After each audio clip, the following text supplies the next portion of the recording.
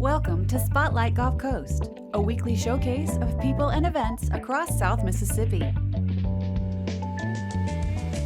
Spotlight Gulf Coast is partnered with William Carey University and sponsored by the IP Casino Resort and Spa,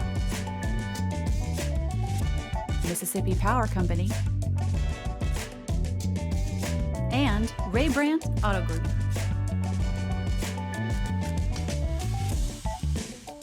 Hi everyone, this is Todd Trenchard, Executive Director of the Baco Foundation of South Mississippi, welcoming you to another segment of Spotlight Gulf Coast, right here on WXXV. Each week we're coming into your living room talking about what's going on all across South Mississippi, and we want to thank our sponsors for this generous opportunity. As you can tell, I'm joined by my good friend Cindy DeFrances, and Cindy, you've been on TV before. We've talked about Lynn Meadows, I know, over the years, and certainly looking forward to that update. And Stephanie Norris, I think, Stephanie, this might be your first time to be on Spotlight, and, but hopefully not the last. And look forward to learning what's going on with Lynn Meadows. First of all, to me, it's a household word, and to most parents it is, but maybe somebody that's watching, tell us a little bit about Lynn Meadows, where it came from, and what y'all have been doing this summer. Okay, and I love that we are a household word. I would like to think that we are along the coast. But Lynn Meadows opened in 1998. We were the first children's museum in the state of Mississippi, and Mississippi did not have a children's museum at that time. And to give you a little history, Carol Lynn Meadows and Rose Almond were a part of Junior Auxiliary, and Carol Lynn had a tragedy happen in her family. Her daughter passed away, and so they were looking for a project to do, and wanted to honor her daughter. And so as the years went by, from the 80s into the 90s, Carol Lynn and Rose thought, you know what, Mississippi does not have a children's museum, so let's start focusing on that. And Junior Auxiliary of Gulfport jumped on board, and they thought that would be a perfect project to start. And so they started looking at buildings, and they kept coming back to the old Mississippi City Elementary School that had been closed down since the 70s and had remained vacant all those years. And so they went to the superintendent of the school district at that time and said, hey, we have this dream of opening a children's museum, and we'd like it to be at the Mississippi City Elementary School. And he said, absolutely, let's do it. So they started, fundraising, and it took about 5 years. And then May of 1998, Mississippi had their first children's museum. I know that probably the best compliment I could think in my career, I was working with Wayne Rodolfich in Pascagoula, and we were doing the Adult Learning Center. And he said, this is going to be our Lynn Meadows. And so what a compliment back in 2005 for somebody to already know, because he had been taking his kids there and he had that vision. And of course, it became sort of a household word over there, and doing the same thing. Now, you've been there since? 2011. 2011. Yes. And Stephanie, you've been there just a couple years. 3, yeah. 3 years. And I was a board member before, and my children grew up there. So I've been around Lynn Meadows for about 15 years. But I think that's where, a lot of, I guess, board members and support are from people that have children. And, today it's just almost a given, to go to Lynn Meadows and take the trek, whether you're going from Pascagoula or over here in Gulfport. Absolutely. It really is a very unique, I guess, place. We've been fortunate to have, crawfish bowls there. We'll be talking about Boogie Nights, where I came up with some ideas that became the Jolly later, with the band. I mean, a lot of that was happened in that building. We were reminiscing that I was able to meet Laura Bush there right after the storm, where she came, and the president was down the street, and that was certainly exciting. Now, summertime, kids are out, and so parents are looking for something to do. So I'm sure that's a real busy time. Oh my gosh, we had a banner summer this year. We had well over 1,000 children who attended our summer camps this year, and that was a shortened summer because so many schools start back now and go year round, and so we normally have a 10-week summer camp, and this year we had to cut it down to 8 weeks to be able to accommodate the school districts, but we still had well over 1,000 children who attended our camps. And so we offer camps for children 4 all the way up to high school kids in our Wings program. I know that if you think about what we have now, I mean, you've got some amenities that have either come about over the last 10, 15 years. Lynn Meadows certainly would be the top of that list, but you have the aquarium, you have the Humane Society, these organizations that kids can go to, can learn and see things that they haven't, seen before. Where do you get the support, I guess, to continue your programs? Because it seems like, I'm complaining because I got to do a couple of events. we do a lot of grant writing, right? And of course we rely on our community, and we have sponsorships, and right. great generous folks like you in the Baco Foundation. So, and then of course our there's a fee to get into Lynn Meadows, and so we do have our admission rates that help us with our operating costs. Now, what is your specific role, Stephanie? I'm the development director. I'm doing the events and fundraising, outreach. We wear many hats. Right. We all wear many hats. Just whatever is needed that day. Exactly. That becomes exactly. the job. And no day's the same. Right. And a lot of nonprofits, that's what it is. It may start off this way, but you got to morph this way, and you make it work. But like you said, it all comes from a very generous community and some very, enthusiastic board members. Yes. I know you have some people. Jacqueline's always doing stuff for y'all, and for sure. Y'all host a lot of things there because of the building for other organizations, and I think that speaks volumes. Yeah. About an organization when they're willing to help another. And that is the beauty of being, a children's museum, because we are able to work together with, like you said, the aquarium, with the Humane Society. We don't see each other as, competitive partners. We are true partners, and we do like to work together to make sure that all of us succeed. I know that, every once in a while I'll come back to my office, and I know y'all been by because you got me like 6 little tickets on my desk that are very easy to get rid of because people want to, certainly go over there.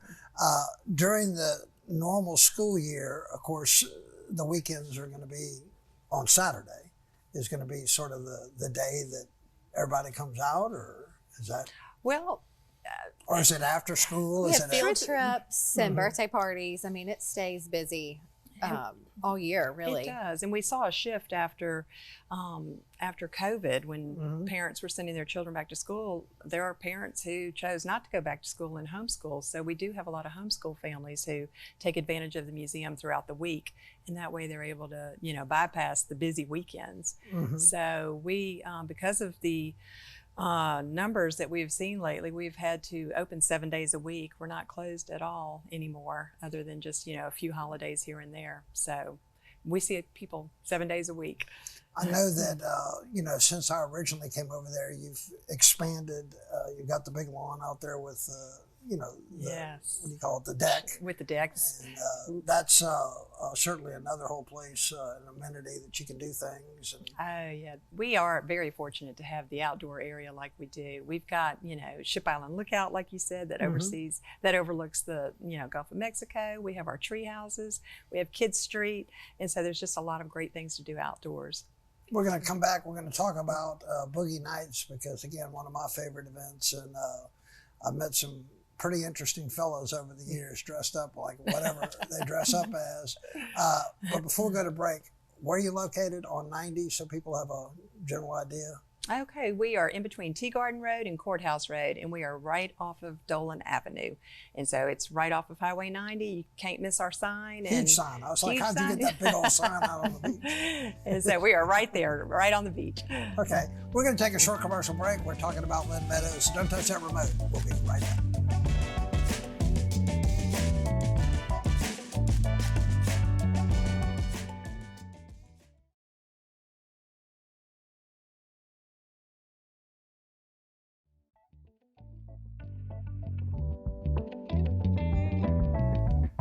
Welcome back, everyone, and we're talking about Lynn Meadows. And ladies, Boogie Nights is something a little bit unique. I know when I first went, I say this story all the time. I drove up and I saw Frank Bordeaux with some big old thing on his head with these tennis long, like socks up to here. It's like, what is wrong with this picture?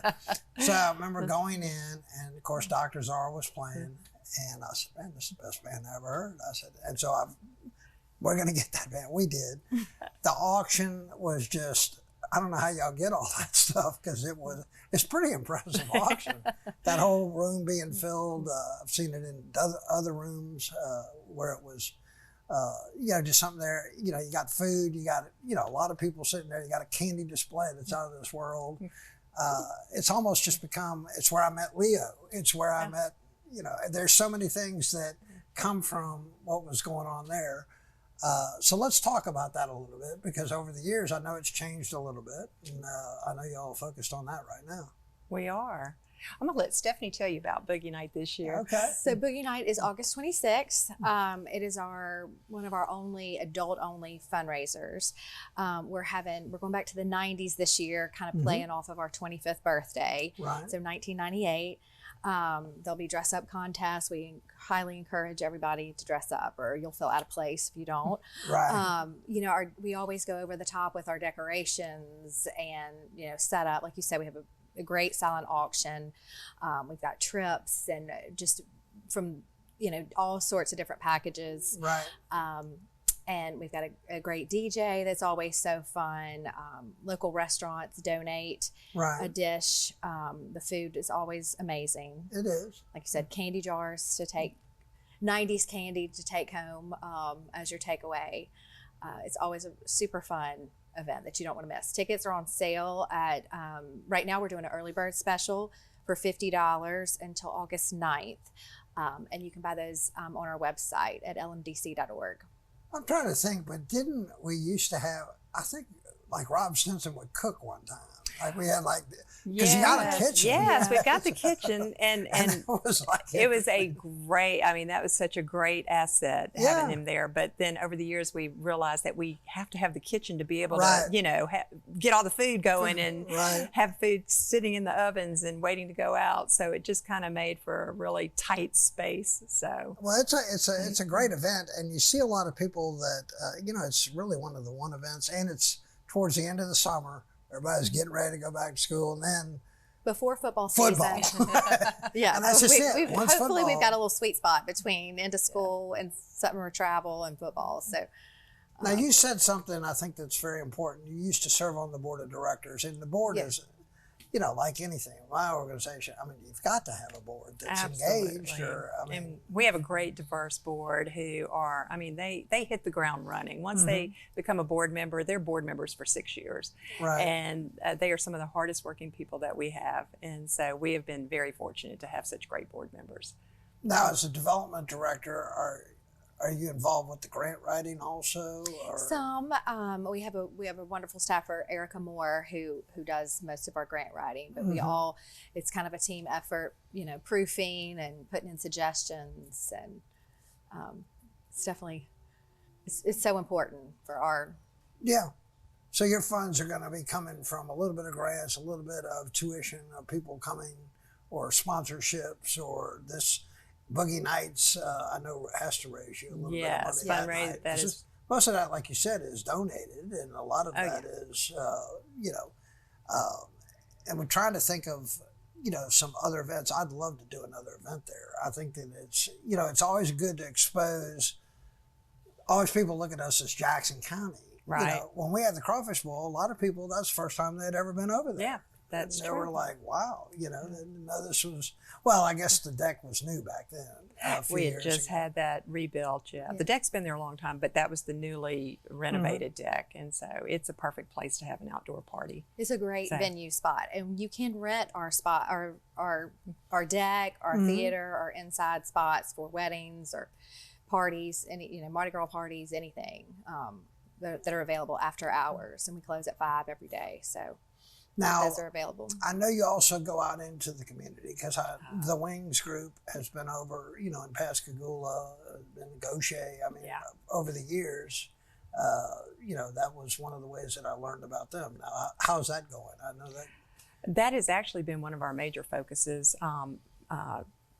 After COVID, we decided that outreach was so important because, as a museum, and during the height of COVID, we were closed down, and we didn't want the community to forget about us. And so we knew we had to go out and reach the community any way that we could. And so we started going out more and more, and the community has embraced us so well that we've decided that we want to put a major focus on the community. And so we've actually, we have some partnerships right now with some areas of our community that really appreciate us coming in. We go to a Section 8 housing complex and bring activities and books to them. We have a free library set up over there. And then on our free Friday nights, we bus those families over, and CTA has been so generous, and they have donated a bus driver and a bus on our free Friday nights to go to that complex and pick the families up and bring them to the museum so that they can experience, Lynn Meadows same way as any other family. So we've had some really great outreach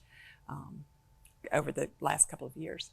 What is one of your main needs? If you could think of a need, I mean, I know there's a lot of probably smaller needs, but if you saw, I won't put you on the spot, but what would be something that somebody's watching or a group that's watching?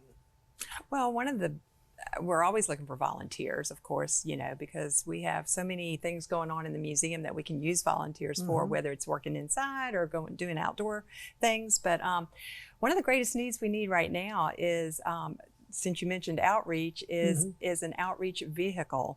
Right now we use our personal vehicles, and we do have an old van that we use when we try to transport larger things, but it's on its last leg. And so, I mean, that is one of the things that we have been looking at, and we've actually, written a couple of grants and have not been successful with that. So we are definitely in need of an outreach vehicle. I've got an idea. Yeah. I've got an idea. I think I saw a van being given out just a couple of weeks ago by some company over there.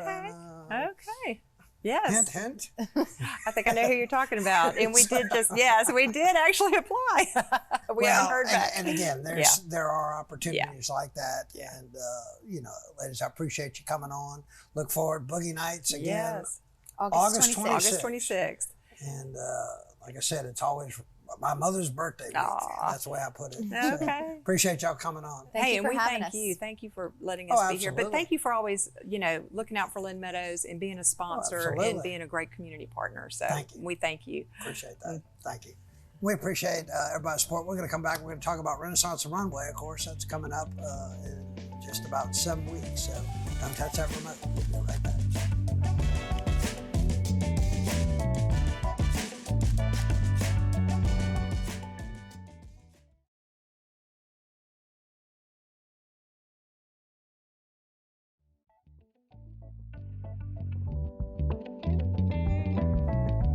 Welcome back, everyone, and I appreciate that update with Lynn Meadows. And I'm sure, Amanda, that you've been over to Lynn Meadows quite a bit. What a great asset for our community. Oh my gosh, I couldn't agree more. Lynn Meadows is fantastic. All of the programs that they have, from Sensory Sundays to the Free Fridays, Free Fun Friday, I think she said. I mean, it's such an asset to the community. So I love Lynn Meadows. I think everybody does. Now, we're getting a little closer and a little closer to our little fashion show. And, the fashion show has actually become one of our great community building, events.